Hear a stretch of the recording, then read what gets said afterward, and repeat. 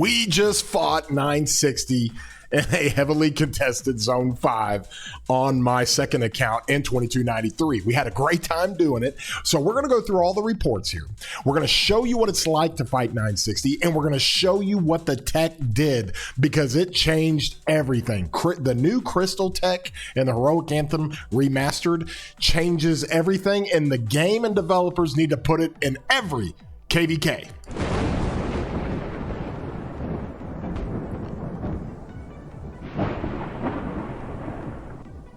Hey everybody, I'm your boy War Daddy Chatsky. I put videos out all the time and do streams. We streamed so much yesterday, 9 total hours, 2 different streams. Y'all, I will put those in the end screen so you can go back and watch those. We fought fisticuffs with 960, and it was a lot of fun. I know a lot of players over there. Of course, Peace is over there, Cortex, Plato, a bunch of friends are over there, and we had a great time doing it. This is my second account, okay, and it's an account I've really kind of been playing on the last year, maybe a little more, and ramping up the KP on it, giving you guys good content with that, and it works out really, really well. We went into this Zone 5, and we had a very, very good time in doing so. We had a blast. We fought against 960. We were fighting as 5 kingdoms, and before 74 and 86 went into their downtime, their Asian kingdoms, we were really doing well in this zone. We were kind of holding, and just because of the sheer volume of numbers, 960 couldn't just run through us on all of our territory. We got set up, and we got this Bastion. Now in a Heroic Anthem, Bastions are critical, and this one is a troop capacity one that is really powerful. It's good to get to be able to run a lot more troops in one of your field marches, and so we've got a few days here that we can get this before all of our territory gets burned out. But we field fought like crazy, and let me just tell you, it was a lot of fun. These are the best players in Rock. These are the best accounts in Rock over here in 960. You got Genie over here, you've got Addy over here, you got all these guys we just went complete fisticuffs with, and it was so much fun. We had a blast, and with all that being said, I was going to go through all these reports with you and kind of show you exactly how this stuff worked out. First of all, we have to talk about the tech. The tech is a game changer. It is a complete game changer because I have fought 960 before. I know them extremely well. I have seen what they do. I've been around those accounts for a long time, and I'll just say with the new tech change and the fact that they peeled off 10% all damage when it comes to the buff that you get for the past glory, the all damage is only 30% instead of 40%. And then the defensive stats they give you for troop types, it changes the game. And what I mean by that is that I know what it's like to go into a 960 ball and fight toe to toe with them. And if you get out of position, your march is completely deleted. It just poof, gone. But with the new tech, it doesn't happen that way. It takes a lot longer to kill and get KP. It takes a lot longer to kill a march, and it's for them. Same thing for us. Now, the benefit to us was that when we're fighting kind of bigger odds, better players, things like that, just more capable fighting forces, we don't just get deleted. Okay, but at the same time, it takes a long time to kill them. That was the other thing that I noticed when it came to this, is that my kill points, they just don't happen near as fast. And I'm sitting right now at 60th in the whole KvK. This was kind of my kill points leaderboard for the Autarch. You can see some of these big accounts up top. You got Al Hatham, Addy Lloyd, you got Aang up there. You got so much of these players. Then you start getting into some 93 players from the other side. Our allies won their zone. We're always going to lose this zone, but we got our objectives done. But more than anything, it's just harder to get kills quicker. However, I think it's a great trade-off. It makes it more fun. We had so much fun yesterday, and people just didn't feel like they got deleted. And so from that standpoint, these crystal tech changes have been amazing, absolutely amazing. We had one of our players that had a farm that had the rune craft. This is awesome. Being able to put this right outside of a city and you can go grab it. You can do a healing one and a health one, or you can do a healing one and a 7 makes things more efficient.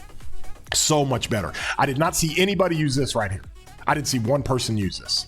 There might have been a 60 GT player use this, but I did not see one person use this. Now, I had to set up my build a little bit differently because I was going to have to garrison a little bit, so I needed to really push to the back and get these mitigations.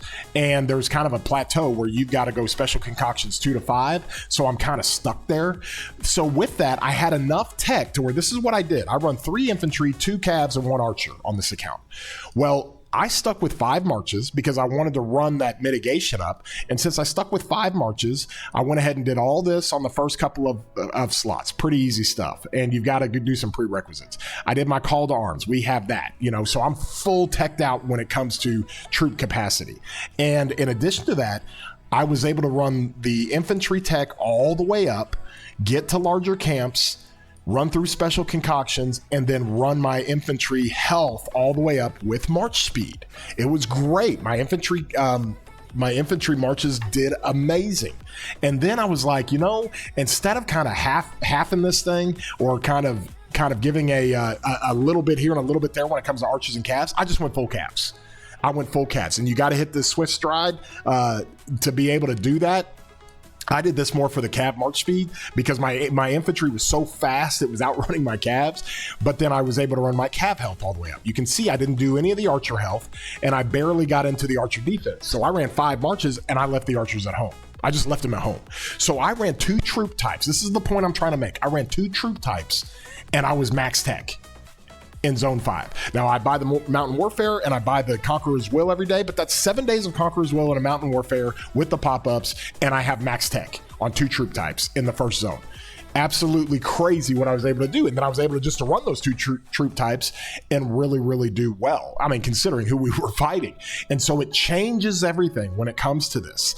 And then now that we're out of zone 5, or we're going to be kind of falling back and we'll go into altar. By the time I have altar, I'll have all this archer stuff done. But I only spent 60 million crystals to get this. Only 60 million to basically be max tech on 2 troop types. That's insane. That's wild. I was max tech on my infantry, only spending about 38 million crystals or 40 million crystals. That's wild, y'all. With just the pop-ups alone, you get like 10 million or 12 million crystals at the very beginning of KvK. It's crazy what this tech actually did and how it helped. This is what I ran in the field. Okay, I ran BQ with William Wallace, okay, because I wanted to run 2 pincer setups, and you can see my main pincer that I run for my garrisons and rallies and stuff, it's pretty busted. And my gear is obviously really, really good when it comes to this. So I ran BQ with William Wallace. I do kind of what we call a psycho build. This is kind of our field build when it comes to the talents, because we want to go full march speed, get as much as we can of that, grab the full smite tree, and then hit pack a punch over here on the left. That's kind of how I set up to be as fast as possible in the field. The same thing with Ragnar. You do the same thing here, you get full march speed. Don't mess with this hold the line stuff. Don't do it. You're not going to be in combat long enough to really be able to make that thing work. And of course, we all know with Ragnar, full feral nature, and then it gives you enough to go with latent power because he does the additional damage. It's really, really good from his expertise. And so I ran Ragnar with CPO, and it worked really, really well. Then on my 3rd set of gear, I had Luce, that I had this stuff on. I make sure I got 4 pieces on that. And so I ran Luce with Philip. And Philip is just insanely good with Luce. It's so good. I mean, it is so freaking good. This is my 2nd set of pincer. I was able to kind of convert this and make this a really good, you can see I've only got 1 rare inscription on it. Uplifting and primed is great. This is march speed over here, and assertive. This is one of the best common inscription armaments I can think of or have. Crazy good amounts of march speed. And then of course smite is really, really good here, but I just don't have the rares to go put on the 2nd pincer setup. And then from there, I said, okay, I'm going to run 2 calves. So my calves are a little bit scuffed. I'm still working the purple weapon over here. Again, this is my 2nd account, and I've got some accessories that I would rather probably change up just a little bit. But that's my Huo, and here was my Huo wedge set, which is pretty good. It's got a lot of stats, and then it's got a couple of special inscriptions. And then I ran Arthur. Now this is my really scuffed gear, okay? And so I just figured I get more benefit out of that. If I run calves or archers, I'm going to get focused either way. Either archers are going to get focused than the calves, or the calves are going to get focused if I don't have archers. So that's the gear I ran on my Arthur. And then I've obviously got Delta. This is the most important thing.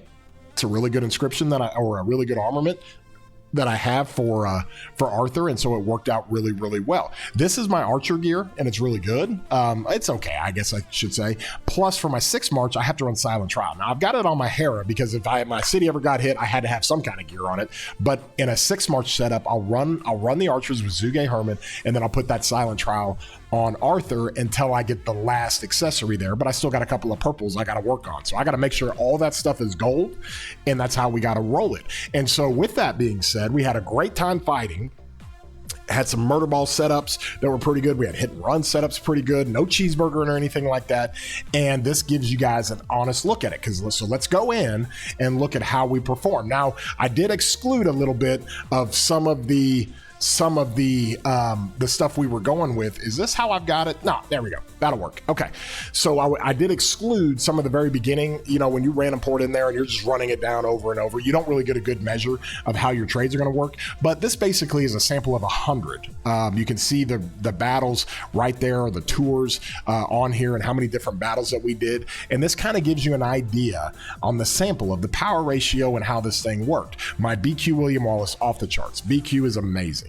And honestly, my Luce Phillip did really, really well as well. You got to remember who I'm fighting here. This is against 960. Okay, so typically all 3 of those top infantry marches would be way in the green against pretty much any other kingdom. It would be trading at 1.5 to 2.5, somewhere around there. So I was really kind of pleased with my infantry marches and how they did. My cav marches got focused. Now, it wasn't completely awful, but it wasn't great.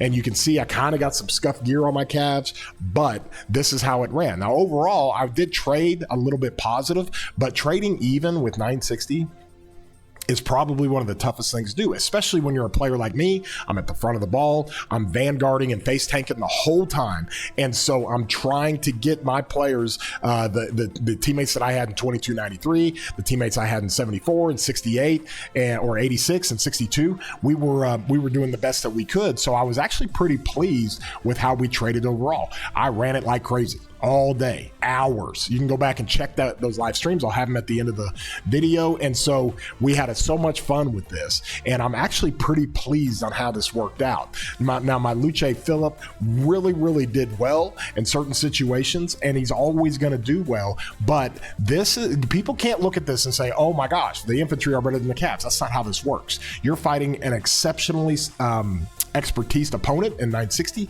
They focus the cavs, they focus the archers. Even when I'm running those integration marches out there and icons, they really do a good job there, and they're going to stay away from the infantry, and that's why the infantry did so much better. So that just shows you the march control. It shows you the capabilities that 960 has in fighting.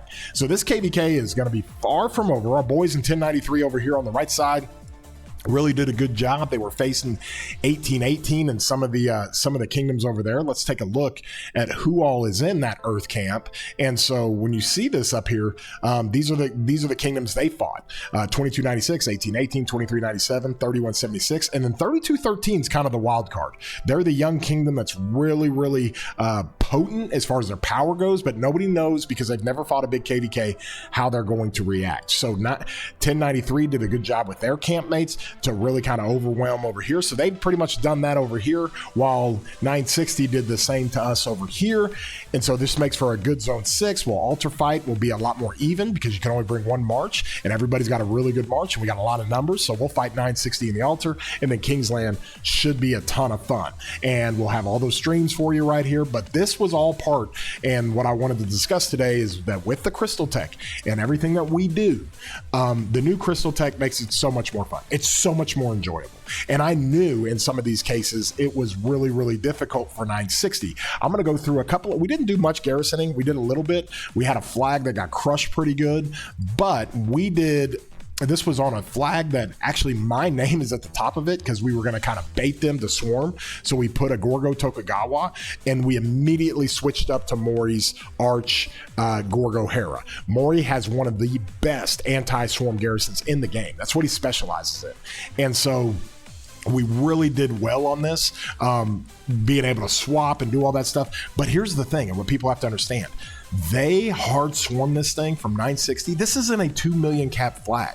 And because the crystal tech and the all damage mitigation that there is, and the fact that you just can't go overpower with all damage, they couldn't get this thing to burn until the very, very end. We ran out of some reinforcements. That's what's crazy about this new crystal tech. You just don't get deleted. You got a fighting chance. Now, we had to fill it like crazy, and we were really good at micro filling it. But you're going to get this thing, and it's going to really, really do some damage. Now, here's the only concern I have. This was on the fort. Okay, we ran Maury's Garrison in the fort, and he's running his arch stuff on this, and it really does pretty good. And he was getting a lot of AoE value off of this. There's a couple of swarms, but overall, it's just really, really hard. Now, the one cool thing you can see Will here, he's got a 3 million cap on the fort. That's a lot of fun for Zone 5. That's one of the things the rally captains and rally players know, is that you can't get to 3 million cap in Zone 5. Well, now you can. Now, from there, it's just really hard to take down a well-defended fort. We did the same thing over here. Maury ran the Gorgo Tokugawa, and it's just, this is one of the best archer rallies in the game. And so from that standpoint, it's hard to take down a fort. And with the new crystal tech, it makes it really, really difficult to take down those forts in Zone 5 until you get the swarm cap going and until you do all those things. They weren't really buffing any of these rallies, and when they do, it makes it much, much better. But that's kind of just explaining to everybody how these things work and how the tech actually ramps up. So we had a great time in Zone 5, and we got cut right here in SIP. They just now cut us, but we got all of our cities out of the area. Hats off to 960. They did amazing. They do what they do, and it was great for our players to see that. So many of the players we had in 2293 had never fought 960, and they realized real fast, like, holy cow, these guys were like a whole different level.